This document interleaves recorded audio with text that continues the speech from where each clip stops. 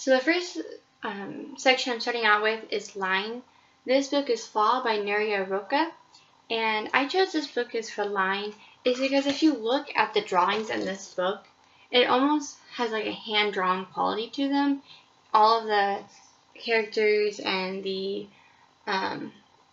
pictures are kind of look like they're hand-drawn. It gives it a very more kind of natural feel, but like I said, more hand-drawn. It's not perfect.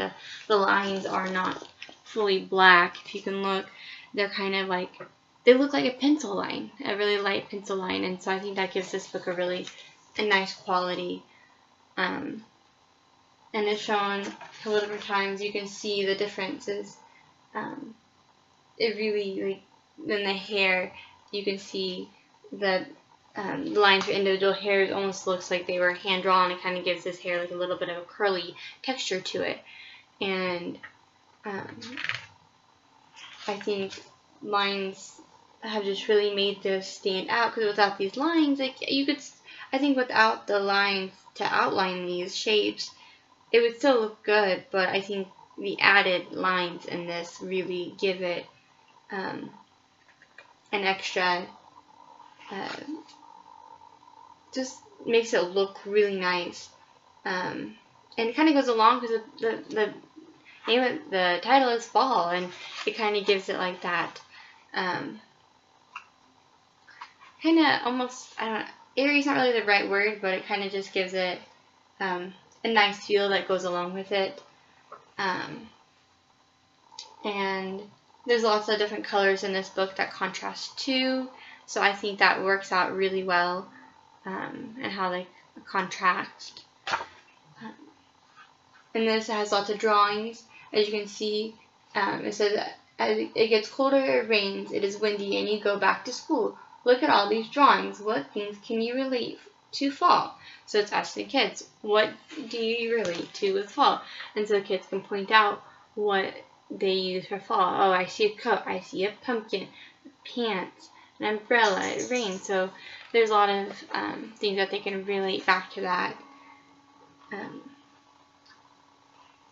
then you can also see the lines are used. You can see the ants have their kind of hollow, their nest. You can see the lines that make up the outside of that.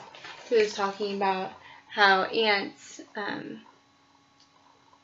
are finishing stocking up food for the winter, and you can see that they're carrying stuff in. And so I think these pictures go really well along with it. And then it talks about that the nights become longer, it's getting closer to nighttime, and you can see as they're in bed, like the color is a little bit more subdued, and it's a little bit darker, showing that it's nighttime. Plus, obviously, there's a moon in the sky and stars, and so you can see that they're getting ready for bed, and you can see the pajamas, how they have the lines on them. So I think this book is a really good example of line.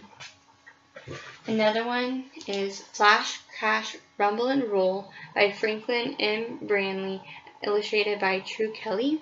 This book is all about thunderstorms and rain, and if you look into some of these pages, it shows some really good examples of line. As you can see, these clouds in this picture are really enhanced by having these lines, because it really gives it that voluminous texture, showing that these clouds, what these clouds are, how big these clouds are. If you go on here, these implied lines are used to show direction of wind flow, as you see the lines coming up, going all the way up and coming out around, so they're showing that implied movement, how wind goes. And continuing on, again, you have more lines that show the direction of how winds goes up and down, inside the clouds, because you have the clouds out here, and then the clouds, so you see the wind, it travels these currents up and down, up and down. And so you can see the movement in that. And I think this book,